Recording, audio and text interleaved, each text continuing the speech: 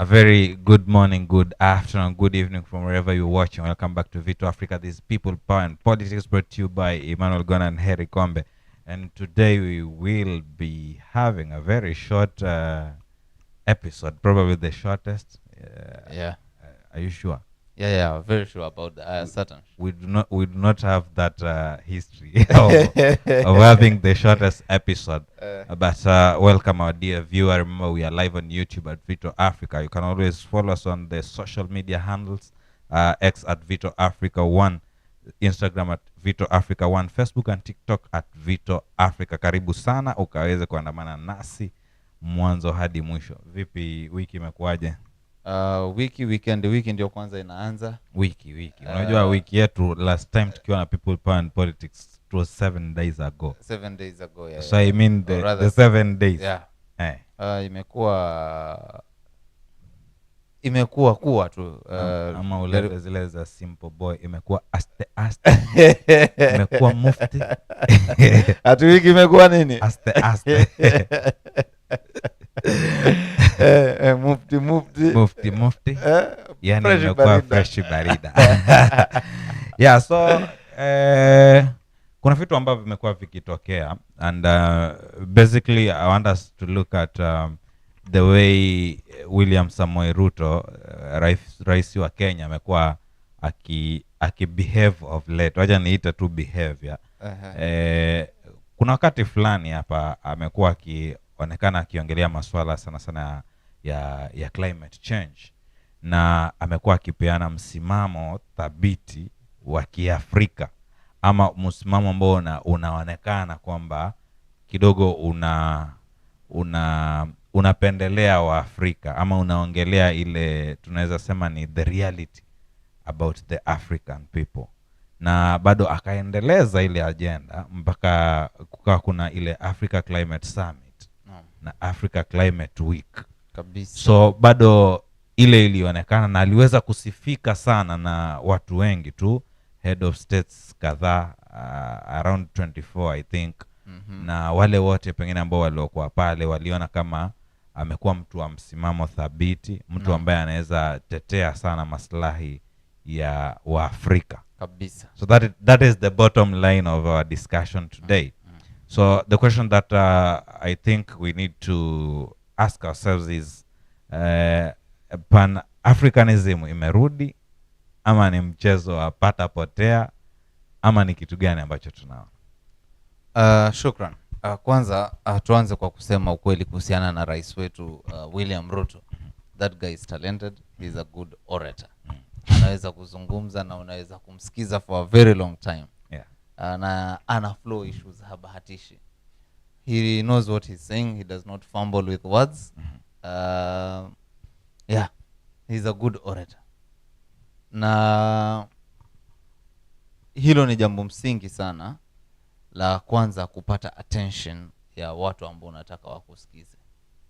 Na pia ni jambo msingi la kukufanya wewe uwe mwakilishi wa watu fulani.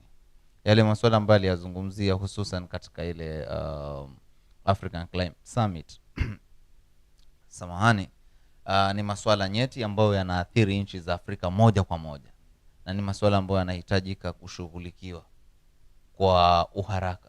Na hakucheza na maneno, alienda moja kwa moja na akazungumzia kama yalivyo.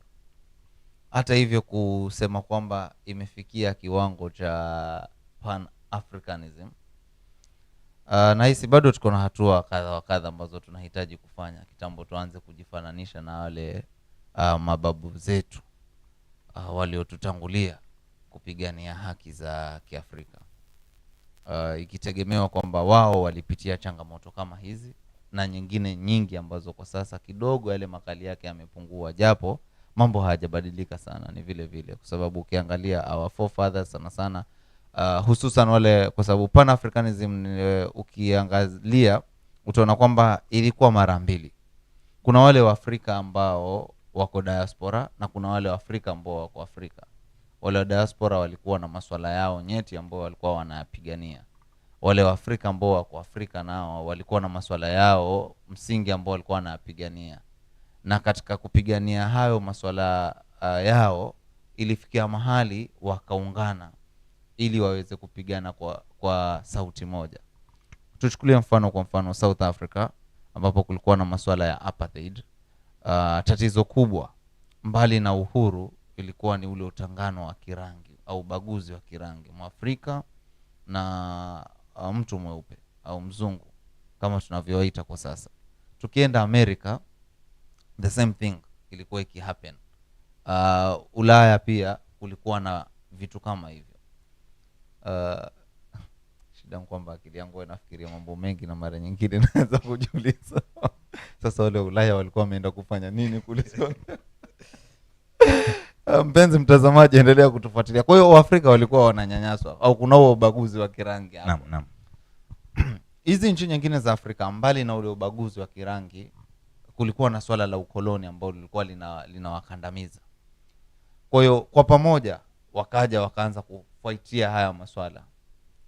Na kwa kiasi fulani kulikuwa na mabadiliko ambayo yalileta mazao, thanks to watu kama kina Kwame Nkrumah, kina Jomo Kenyatta, Julius Nyerere na wengi ambao wamechangia mambo kama hayo. Kwa hiyo ni masuala ambao waliyapigania, na hawakuyapigania wao tu, japo wao waliyapigania kisheria, kukaa kwenye conference, kuunda sheria hivi, kubadilisha hivi, ndio zile katiba zikaletwa. Ikumbuke kwamba before then Waafrika hatukuwa na katiba. Sisi tulikuwa tukiishi na katiba ambazo hazikuwa zimeandikwa. Mabunge yetu yale ya Council of Elders na vitu kama hivyo tulijifunza zama hizo. So today's issue sasa kama inavyojitokeza ya masuala ya climate ndio kwanza sasa imeanza. Kitambo sasa ifikie pale, we have a long way, kwa sababu we need to unite all of us, a unit of purpose. 24 heads of state bado hawajatosha. Kwanza tuanze kujiuliza ni nchi ngapi ambazo zimeunda ile climate policy katika zimekubaliana na ni viongozi wangapi ambao wako aware ya masuala ambayo yanakumba wa Afrika moja kwa moja ikija kwa masuala ya climate. Some of the leaders can't relate. So mpaka tufikie hiyo level ya kwamba sote tunahisi kwamba hili ni jambo ambalo linatuathiri moja kwa moja na tuungane sote. Out of the, is it 55 or 54 countries in Africa, at least basi ile kosa zio kama 50-45. Okay, so now that sasa hapa tumepatana na mtu ambaye ameieleza vizuri. Unajua sasa hii ni historia, nitasema ni historia.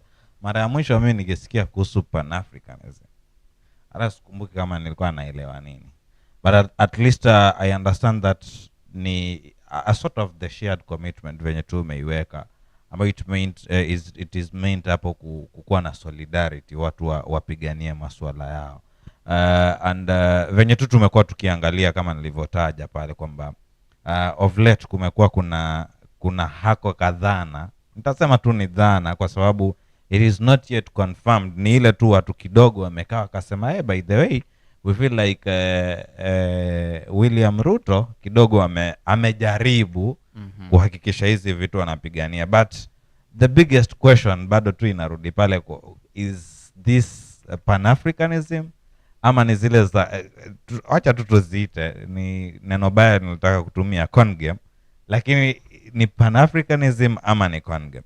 Na ulikuwa unataka kuchagia iwapo unahisi kama con game ni neno baya, tunaweza tukaziita tu neo-colonialism, kwa sababu nahisi kwamba bado yanaingiliana tu hapo kwa hapo.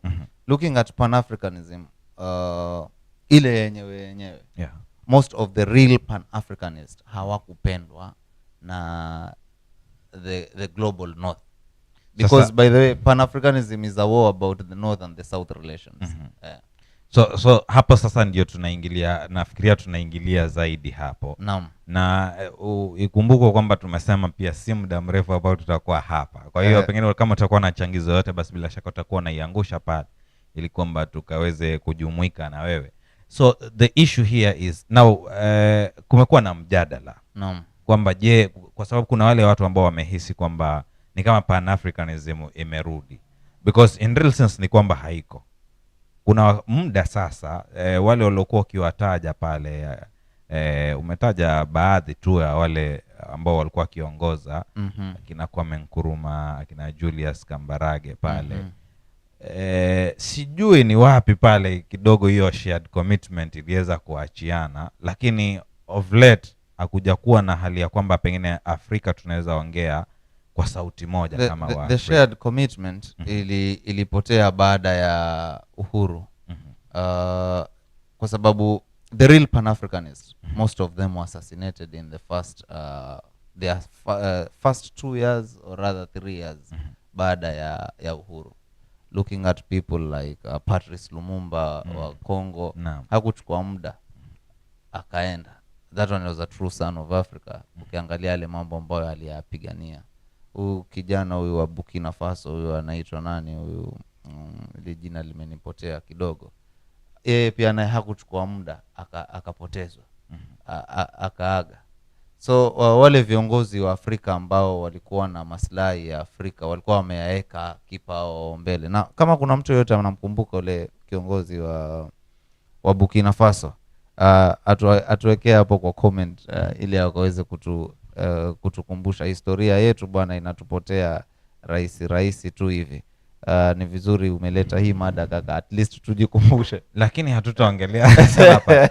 So the issues, okay fine. So the shared commitment actually ili fall out pale wakati watu walivyoanza kupata independence kama ulivyosema.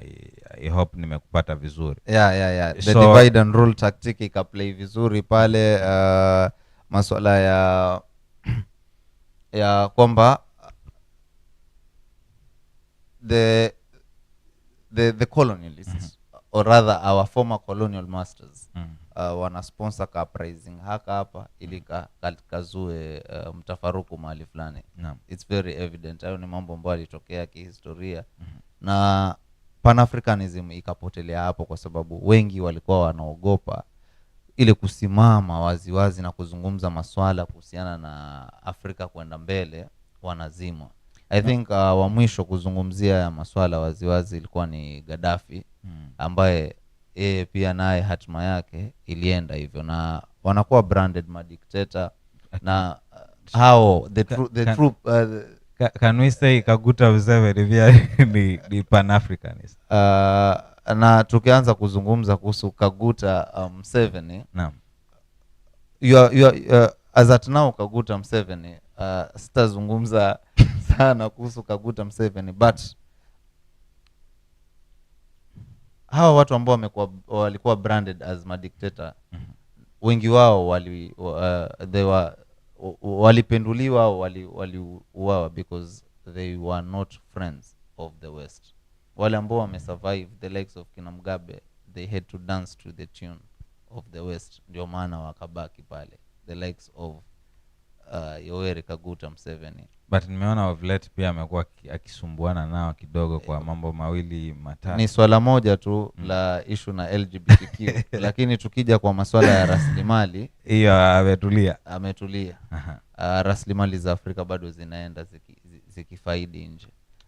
So the big question, back to the big question, our dear viewers, do you think that we are now coming back to the Pan-Africanism ile yenye ilikuwa mwanzo, ama ni game tu tumeanza kuchezewa? So as I had mentioned earlier on that William Ruto imekuwa kulitokea kale kasifa pale kwamba amejaribu sana kufanya hivyo, but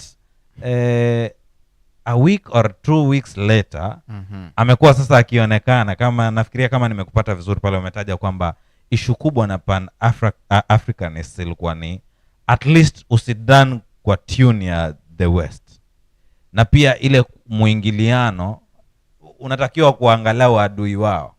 Lakini sasa yeye kuna muda hapa kidogo hakuwa nchini, na imekuwa ikionekana muda wote huo ni kama kidogo amekuwa rafiki mkubwa sana wa wale ambao wiki kadhaa zilizopita tu walikuwa wanasema kwamba they are not committed into the climate action issue. So now kumekuwa na hizi maswali za kwamba sasa what's happening here? In fact kuna wale ambao wamesema wakati akizunguka hapa Afrika amekuwa akionekana akipiga kaunda ambayo inasadikika kwamba angalau ni vazi rasmi la Kiafrika, lakini ameruka upande ule na ameonekana akipiga matai siku zote. Sasa jamaa anasema imekuwaje huku akizunguka huku anapiga makaunda, lakini ikiwa kule amevaa kama wale wa kule. So what's happening here? Kidogo kumekuwa na hali ya sintofahamu, sijui tutaita hivyo, kwamba watu wamekuwa wakihisi kana kwamba hapa ni mchezo ambao na kidogo William Ruto ameweza kucheza hapa, kwamba akiwa huku kidogo anaonekana kana kwamba ni mkali sana, lakini kuna wakati tu anaanza kupiga biashara ambazo pengine haziingiliane na kile chenye alikuwa ameongea. Sijui kama hapo wewe kama wewe umeiona hiyo, umeisikia mahali? I have observed that. And let me start by saying, kwanza nimekumbuka ule kiongozi I was talking about, his name is Thomas Sankara. Man, Thomas Sankara, salute kwa huyo jamaa na yale mambo ambayo aliyafanya kwa nchi ya Burkina Faso, na hayazungumziwi sana, lakini ni mfano wa kuigwa. Tukirudi kwa haya ambayo yamekuwa yakijiri, kitu kimoja ambacho naweza kuzungumza nikiangalia ile kamera, you cannot trust the African the 21st century African politician. Huyo si mtu wa kuaminika kwa sababu ya geopolitics. Kuna vitu vingi ambavyo vimezunguka nchi ya Afrika. Kuna forces nyingi nzito ambazo zimezunguka Afrika. Unajua huu utawala au mfumo wa uongozi ambao upo sahihi si wetu, ni kitu ambacho tumeomba. Sawa, tuseme tumeomba. Maana kama ni kuuziwa, unajua pia kuna venye tumeuziwa, kwa sababu we are paying greatly for all of these things. Na mtu yote anaweza kuwa na maoni yoyote kuhusiana na hili, lakini we are paying dearly for all these things, kwa sababu ukiangalia rasilimali zetu nyingi sana zinatumika kufaidisha the global north, or rather our former colonial masters. Now that is where I think the biggest problem is, and kumekuwa na outcry, a very big outcry, especially on the social media platforms, because people are more of, they're just looking at it kwamba His Excellency William Ruto amekuwa akicomplain sana, na he has actually amejionyesha kana kwamba alikuwa ana fight kwa the rights ya Waafrika. Ikafikia mpaka time akasema si ati he said it is our right, kitu kama we are not begging, vitu kama hivyo. But a week or 2 weeks later ameonekana hali ya kwamba he is actually begging, ama amejiweka karibu sana hali ya kwamba no one can trust whatever he said some weeks ago kabisa. And again most of the Kenyans actually ndio wamekuwa wakiwa pale mbele zaidi wakisema nao. Sasa currently tu Wakenya wamekuwa wakisema kwamba there is no way that they can trust him, and that is why we are just looking at it, because wakati tukisema kwamba after hiyo muda mrefu ya kwamba it was kind of a fallout as a continent, then now bringing in 24 head of states, I think that was a positive stride ambao tulikuwa tunaendea. But again, within a month tunaonekana kwamba zimepigwa steps zingine kadhaa nyuma, nyingi ajabu, nyingi sana kushinda ile ya kupiga mbele. Na cha kuvunja moyo zaidi ni kwamba inasemekana kwamba kidogo William Ruto pia hajaonekana kwamba ni mkaribu sana na wale wenzake, especially zikifika zile time za kule nje. So sijui hapo sasa ndio tunaenda mbele ama are we looking at Pan-Africanism kwamba it's still relevant ama it's irrelevant, ama it's relevant lakini maybe some people might actually misuse hiyo Pan-Africanism yenyewe as a movement, ama sijui kama tutaiwekaje exactly hapo. Nahisi kama Pan-Africanism is something that is good and is very relevant, and we need it. Africans coming together, being together as one, as a people of African descent, and fighting for the issues that are affecting us, or rather not just fighting but facing them and solving the problems ambazo zinatuface sisi kama sisi. However, Waafrika tumeishi na ile methali ya Kiswahili ya mtegemea nundu haachi unona. nundu yetu ni hao wa huko juu, the north, the developed countries. But hatujawahi kaa tukajiuliza ni rasilimali ngapi au what are we losing tukiendelea kudepend huko. Tuna depend kwa almost everything including food, ambayo in African history by the way hakuna kitu kama ukosefu wa chakula. Ukosefu wa chakula is something artificial in Africa. Kilianza baada ya ukoloni na uhuru, kwa sababu we were pushed to the reserves, our fertile lands were taken. But before then there was nothing like famine. Hakuna. We could have drought but not famine in Africa. So sahi tumefikia point akili zetu zimefungwa, tunawategemea hao kwa kila kitu. To an extent tunakosa chakula, inabidi wanakuja wanatupatia food aid, misolo and the likes. Tunategemea ile nundu, lakini what are we losing tukiendelea kutegemea ile nundu? Hatujawahi kaa tukajiuliza hilo swali, au iwapo tushawahi kaa tukajiuliza, we are afraid to act together as one. I think that's the biggest fear. I feel like most of the African leaders bado wakiangalia wanaonekana kwamba at some point they are going to lose. And I also feel like it's a matter of self-interest, if I may put it that way, that whoever is leading somewhere feels like the first thing that they are to look at is their self-interest. So now mtu anafikiria the moment nikiongelea hivi pengine nitauawa, ama licha kuuawa nitaanza pengine kaziwa maisha, you understand.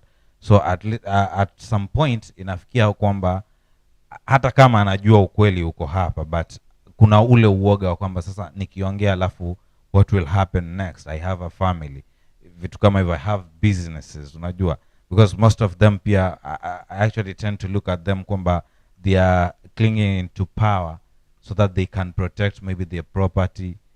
Yani kuna vitu tu, I think they are actually moved by the self-interest and nothing more. And as much as we are saying that Pan-Africanism is very relevant, but I feel like we still have a long way to go, in the sense that who is going to help us now lead that Pan-Africanism? We've been looking at mtu kama anaitwa nani, Malema kule South Africa. Kuna venye ukimwona akipiana zile speeches zake, that makes a lot of sense. We have our own PLO Lumumba. Wakati akiongea hakuna kitu hati ataficha hivi na hivi. Ni kama ni corruption atakwambia corruption ndio inatuua. Yani venye tu iko. Na atatembea nchi zote zile anatembea, and he is very strict with whatever he is saying. In fact, I remember Kenya na ule ugonjwa wetu mkubwa wa corruption, kuna wakati fulani alikuwa the head. But imagine haikuchukua muda kwa sababu ya kusimama na ule ukweli akatolewa tu.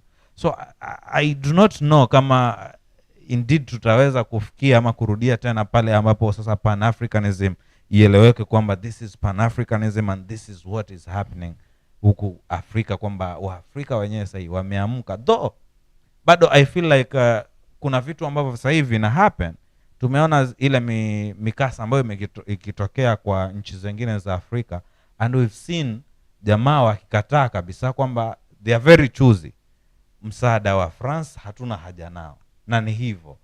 Sijui kama ni mambo ya soldiers hao wanasema no, we do not need them. Nimeona kuna ile ni nchi gani ile pia wamesema pia hata wa Amerika hatuwahitaji pia waende. So hatutaki wa France, hatutaki. So at least kuna a way that I feel like some African countries have started liberating themselves in some way.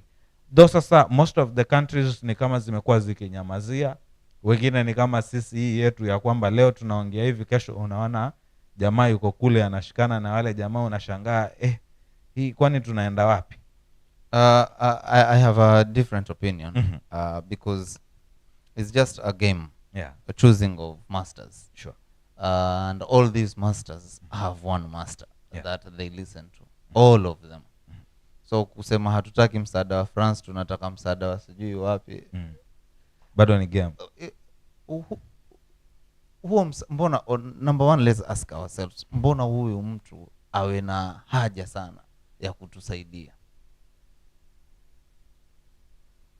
What is he getting from helping us? And that's why wale wameanza kukataa. I'm not so sure kama wamekubali wapi na wapi exactly. Kuna sehemu ambazo wanazikubali na ni vile vile tu ambavyo today if you go to Congo, Congo kuna vita.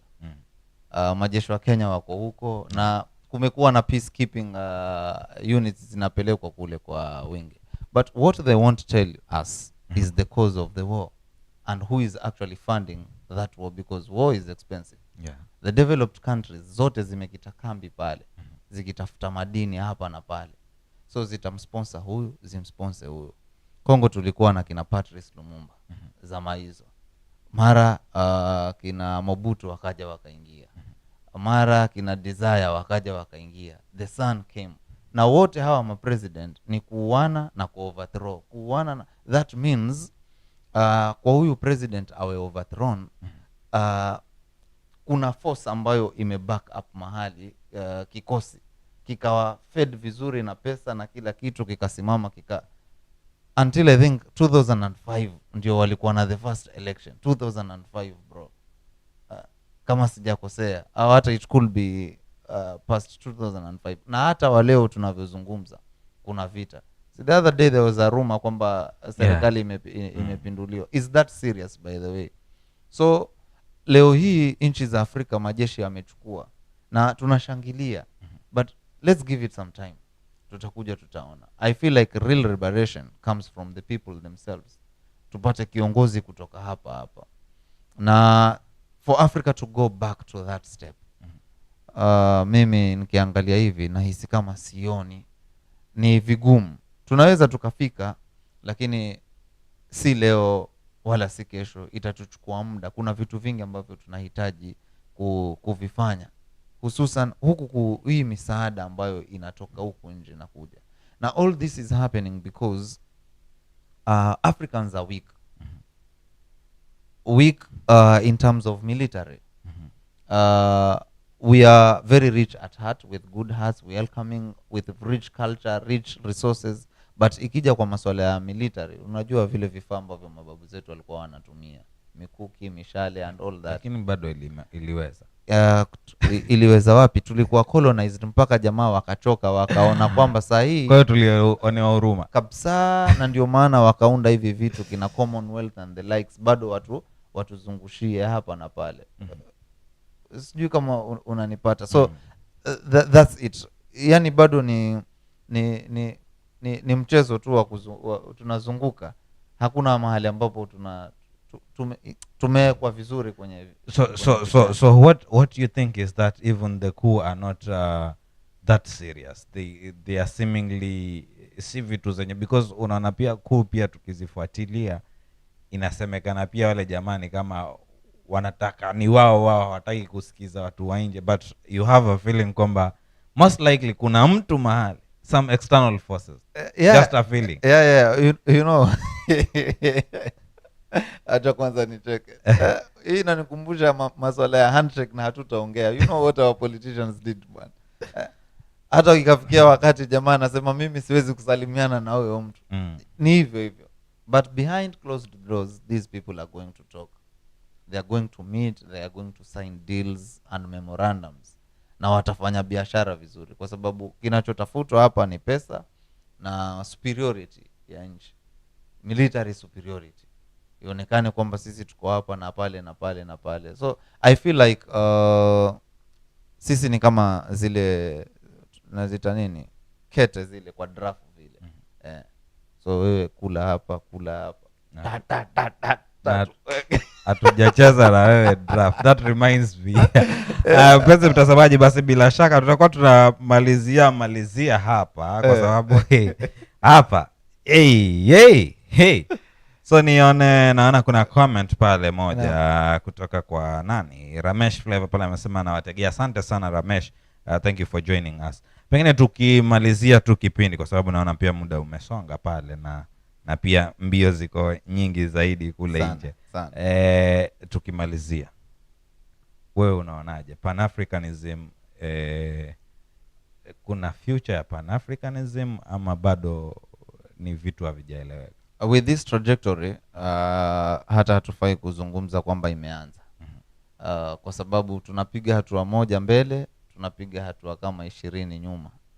So hakuna vile ambavyo pan-Africanism, but we really need pan-Africanism. We need hiyo umoja wa Afrika uwe strong, na ikiwezekana hata ifikie mahali tuwe na rais mmoja kama vile USA. By the way, USA ni continent lizima liko na president mmoja. Mbona sisi tuwe na mapresident 50 na can't we just have one president?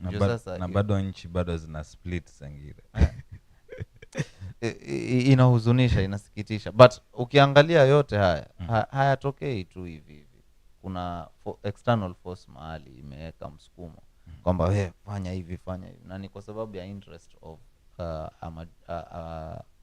a minority people ambao sasa wao wanajinufaisha wenyewe wao kama wao, ilhali the majority wanaendelea kuumia. Kwa hiyo kwa pan-Africanism, unless tubadilike, lakini with the kind of politicians ambao tuko nao sasa hii, the African leaders ambao tuko nao sasa hii, ni vigumu sana kuachieve ile dream ya pan-Africanism. Thank you so much. Me, I feel like we are heading to the right direction now that most of us, kama hata sisi tunaweza ongelelea, unajua at the moment mtu akijua kuna shida mahali, then I feel like that's the very moment ambao mtu anaweza kujirecollect na kuona vile anaweza jipanga, because of course kama watu wamekuwa wakicomplain watu kama watu, then I feel like that's the right opportunity ya wao kujirecollect vizuri, kujipanga vizuri na kuhakikisha tunaweza kupigania haki zetu tena kwa mara nyingine kutokana na ukoloni mambo leo. Mpenzi mtazamaji, nipende tu kushukuru kwa kujiunga nasi kuanzia mwanzo wa kipindi hadi sasa. Tukutane tena wiki inayokuja siku ya Jumatatu. People, Power and Politics. Kwaheri.